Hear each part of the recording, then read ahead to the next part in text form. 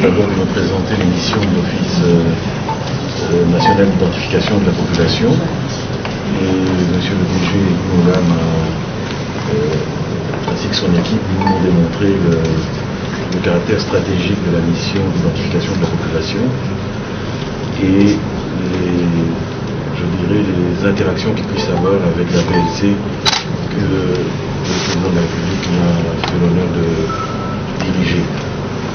Et notamment dans nos échanges, il a été fait état de ce qu'on appelle la fraude à l'identification.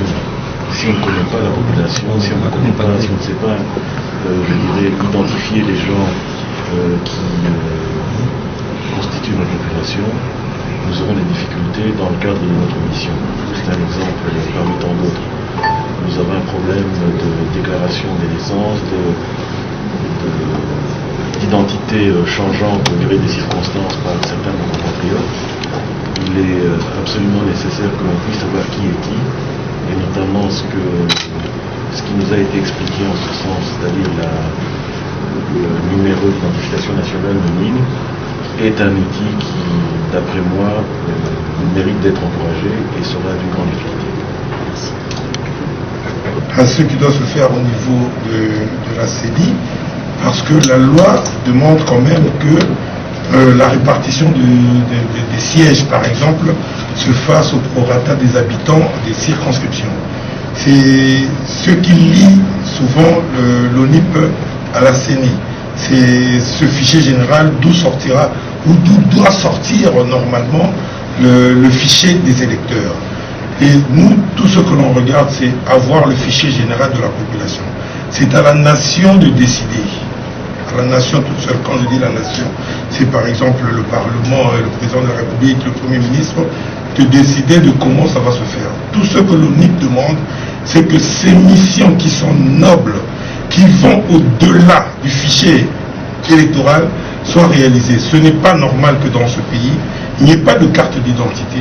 Ce n'est pas normal que dans ce pays, on ne sache pas qui est qui.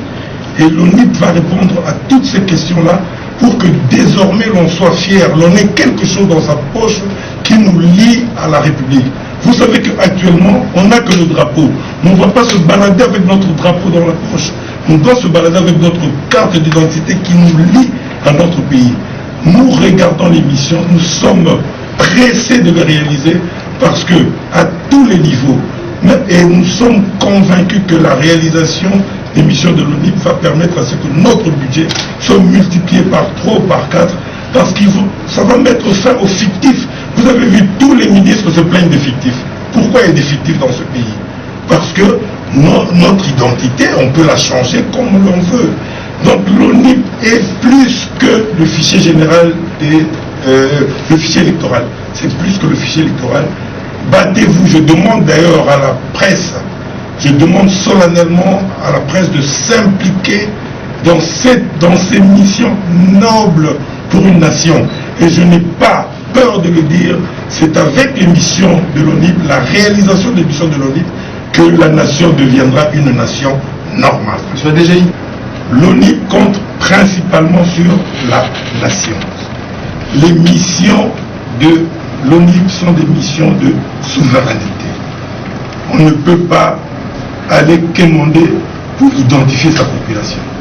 Donc, en principe, nous demandons à la nation de prendre en charge l'identification de la population. C'est noble, c'est la souveraineté.